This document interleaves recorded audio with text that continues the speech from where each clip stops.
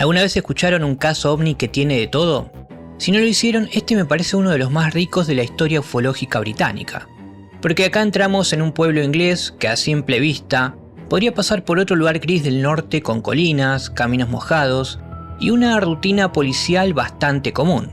Pero en 1980 el pueblo queda marcado por una cadena de hechos rarísimos.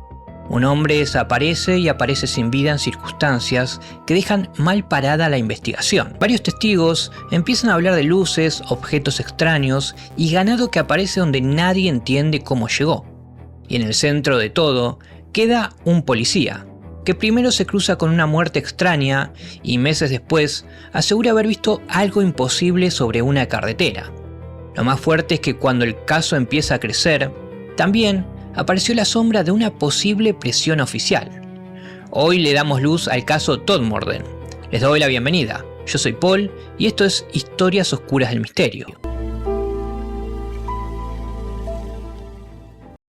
Al empezar a investigar el caso de Godfrey me di cuenta que dentro del mismo pueblo hay muchísimas cosas inexplicables. No sé si alguno de ustedes jugó al videojuego Silent Hill, y si no es así no importa porque hay una película que, dicho sea de paso, se las recomiendo. Básicamente se trata de un pueblo maldito donde suceden todo tipo de fenómenos sobrenaturales. Pues bien, me di cuenta que este pueblo del que hablaremos hoy tiene muchas similitudes con Silent Hill. Y no digo que sea maldito, no me malentiendan, pero sí posee una casuística ovni y paranormal extremadamente rica. Estoy hablando de Todmorden, que está ubicado en el Valle Alto de Calder, entre colinas, fábricas viejas, calles de piedra y caminos que suben hacia los páramos de los Peninos. Durante años vivió del algodón, del carbón que pasaba por la zona y de una rutina bastante cerrada, de un pueblo trabajador, donde todos más o menos sabían quién era quién. Quedaba en una zona medio fronteriza, de un lado Yorkshire y del otro Lancashire. Esa mezcla le daba una identidad muy particular. O sea, era industrial, rural y aislada al mismo tiempo. Como vemos, podías pasar por una calle con casas apretadas y en pocos minutos terminar frente a campos abiertos. Para el año 1980, Alan Godfrey conocía muy bien toda la zona. Era un policía local que patrullaba calles, respondía a llamados comunes y no mucho más. Para que nos demos una idea, tal vez lo que más podía llegar a ver era una pelea doméstica, un vecino alterado o ganado suelto en la carretera. Pero el 11 de junio de 1980, la rutinaria vida del pueblo cambiaría para siempre. Ese día la llamada llegó desde la zona de la estación del tren de Todmorden, cerca del depósito de carbón. Alguien había visto algo extraño sobre una pila. Godfrey fue inmediatamente acompañado por otro agente. Al llegar, encontraron un montón de carbón de varios metros de altura, húmedo por la lluvia. En la parte más alta estaba el cuerpo de un hombre. Él era Zygmunt Adamski, tenía 56 años, era de origen polaco y vivía en Tingley, cerca de Leeds, más precisamente a unos 30 kilómetros de Todmorden. Había desaparecido 5 días antes, el 6 de junio. La versión más repetida dice que salió de su casa para hacer una compra común, algo tan simple como ir por papas o pasar por una tienda local. También aparece el dato de que se preparaba para asistir a una boda familiar, o sea, una salida totalmente normal. Caminó, habló brevemente con alguien y después se perdió su rastro. Cuando apareció, estaba encima de una pila de carbón. Ese punto ya era raro por sí mismo, o sea, el carbón mancha todo. Cualquiera que suba por una pila así, termina con las manos, los zapatos y la ropa cubiertos de polvo negro. Adamski estaba impecable, su ropa casi no tenía marcas de carbón. Tampoco aparecían huellas que explicaran cómo había subido hasta ahí. Para Alan Godfrey, que estaba acostumbrado a ver escenas de muerte, aquello tenía algo que no le cerraba del todo, y hasta tuvo un mal presentimiento. Por otro lado, el cuerpo estaba vestido raro. Llevaba saco pero mal abrochado. Debajo aparecía una camiseta interior, pero sin camisa. Godfrey también recordó que el pelo de Adamski estaba cortado o rapado, algo que contrastaba con la descripción que dio la familia de cómo había salido de la casa. La cara de Adamski marcó a Godfrey. Él la describió como la expresión de un hombre que había visto algo terrible justo antes de morir. Godfrey, como policía que encontró el cuerpo, quedó convencido de que ese hombre había pasado por un miedo extremo.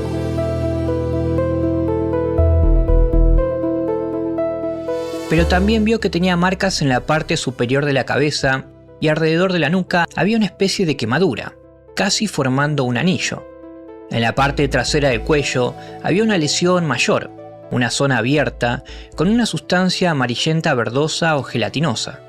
La policía y los especialistas intentaron identificarla, pero ni el toxicólogo ni el análisis científico lograron determinar qué era. Antes de ir con el forense, si te está interesando esta investigación, te pido por favor que me dejes tu like o mejor aún un comentario, aunque sea un emoji. Eso me ayuda muchísimo a mantener este canal con vida. Otra cosa, algunos viajantes no saben que este es mi canal secundario y no están suscritos, así que si no te suscribiste, por favor hacelo. Bien, prosigamos. El forense James Turnbull se encontró con un cuerpo que a primera vista parecía víctima de una situación violenta, pero sin las señales típicas de una pelea, un accidente común o un ataque claro. Las quemaduras tampoco alcanzaban para explicar la muerte. El examen médico apuntó a un infarto, con una frase que después alimentó toda la leyenda. Adamski habría muerto de miedo. El horario estimado de la muerte lo ubicaba entre las 11:15 y la 1:15 del día del hallazgo. El cuerpo llevaba apenas unas horas en la pila de carbón, pese a que Adamski llevaba varios días desaparecido. Pero ¿cómo podemos explicar todo esto? Hagamos un resumen para ver lo absurdo que es todo. Adamski desaparece cerca de Leeds, pasa casi una semana sin comunicarse con su familia y termina sobre una pila de carbón en Todmorden, lejos de su casa. Limpio, mal vestido, con quemaduras en la cabeza y el cuello, con una sustancia que nadie logra identificar y además sin huellas alrededor. Acá me surgen varias preguntas. En el tiempo que estuvo desaparecido, ¿dónde estuvo? ¿Qué significan esas heridas en el cuello y la cabeza? ¿Qué es la sustancia rara que no pudieron determinar los análisis? Además, para mí uno de los puntos más interesantes, ¿cómo llegó a la punta de una montaña de carbón sin ensuciarse la ropa? Si tienen alguna respuesta para estas preguntas, por favor déjenmela en la caja de comentarios. La viuda, Lottie Adamski, declaró que su marido era un hombre normal y no tenía enemigos conocidos. Para ella, alguien lo había secuestrado o torturado. La investigación judicial terminó con un veredicto abierto. Nadie pudo dar una explicación para lo que le había sucedido a Adamski. Durante meses, aquello quedó como una muerte rara dentro de la memoria de la policía local. Todmorden, además, ya cargaba con cierta fama dentro del ambiente ovni británico.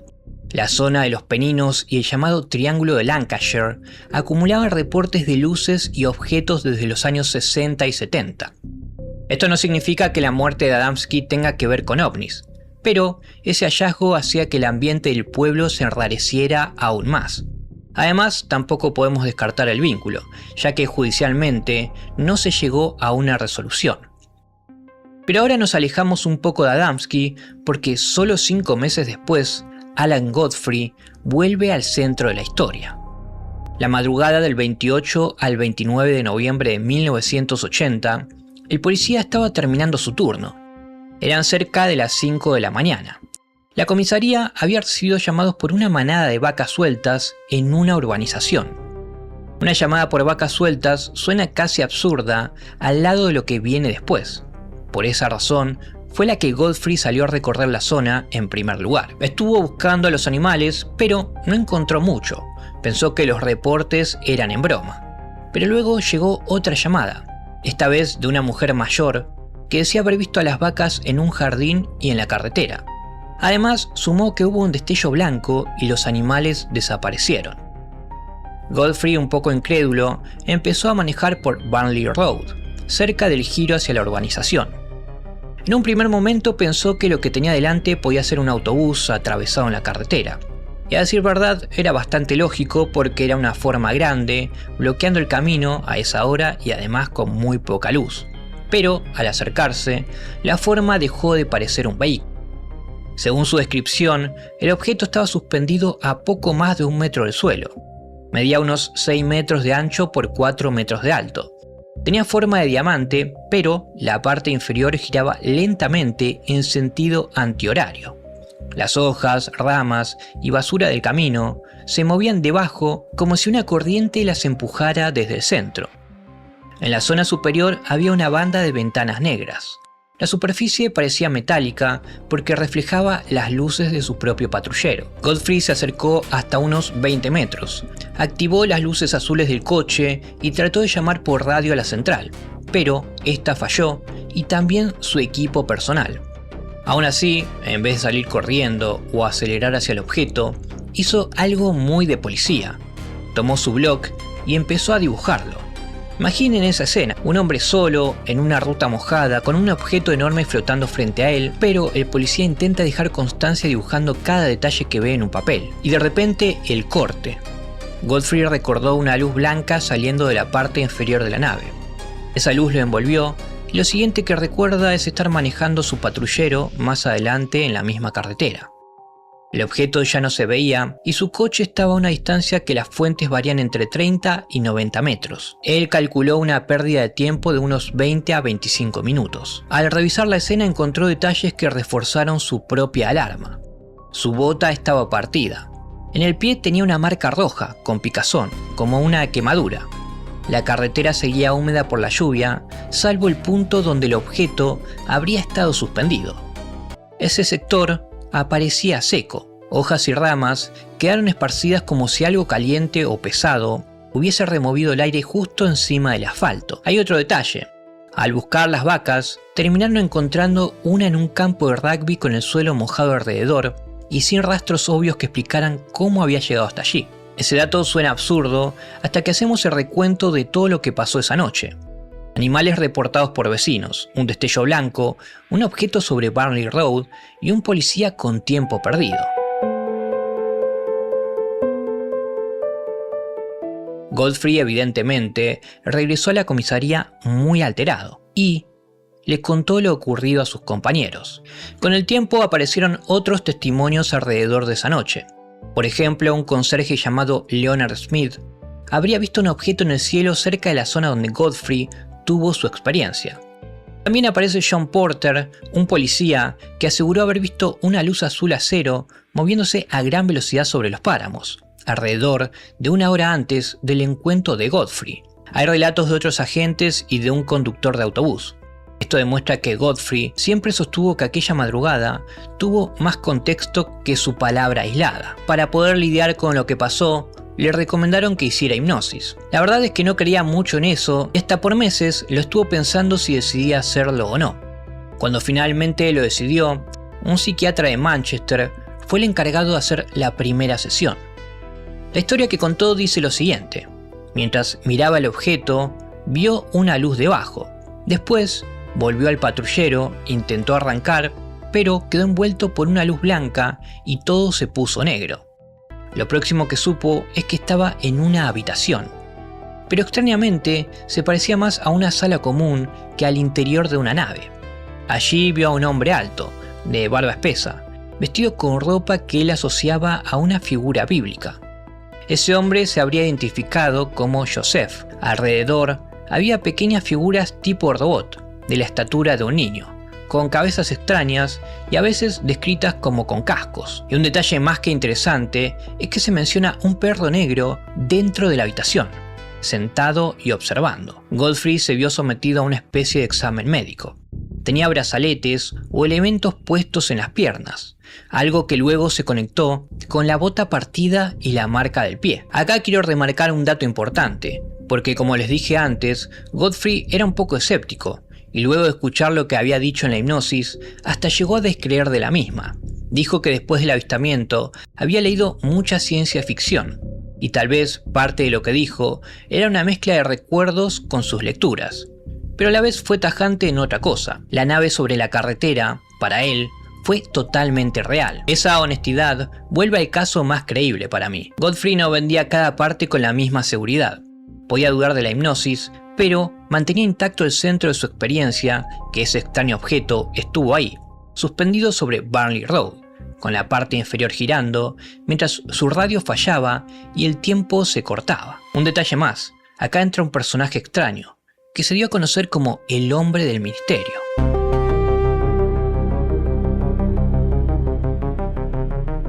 Según el policía, un día lo llamaron a la oficina de su inspector jefe.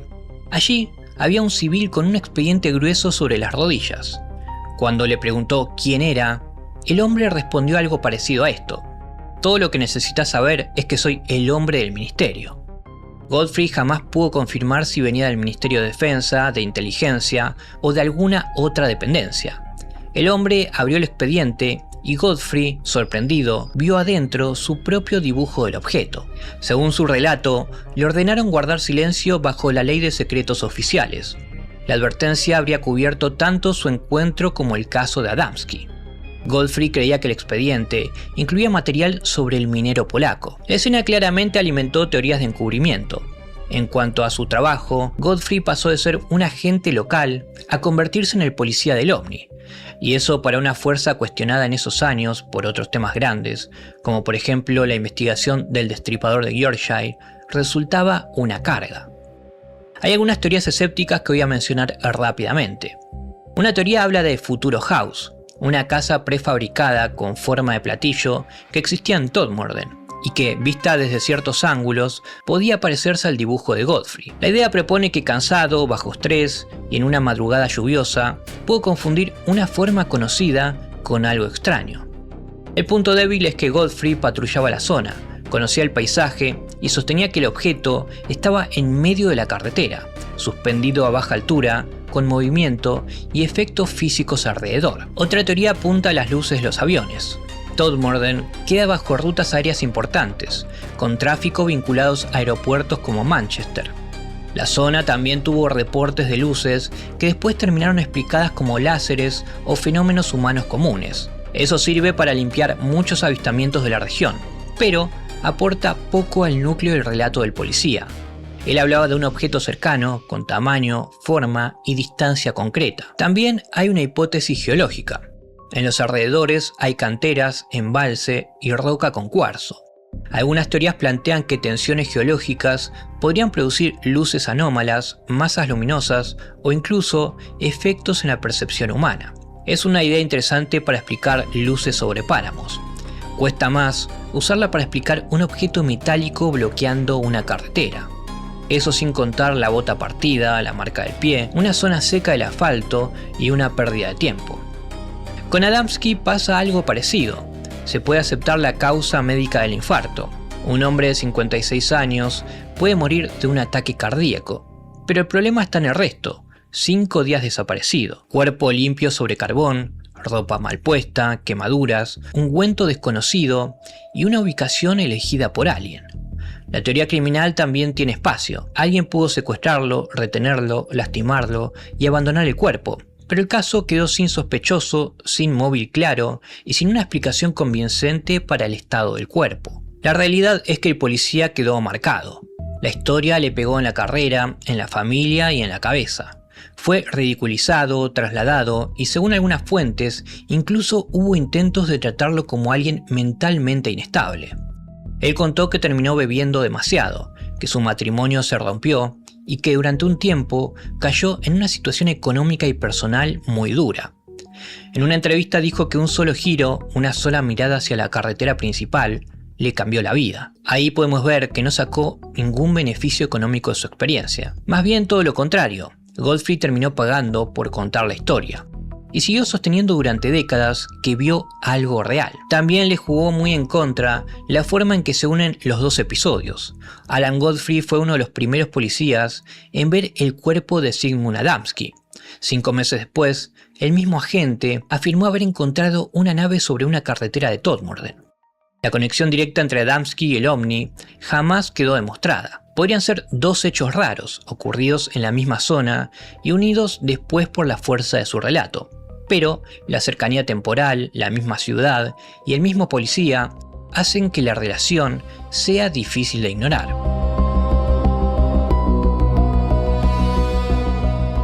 Viajantes, el caso ha sido presentado.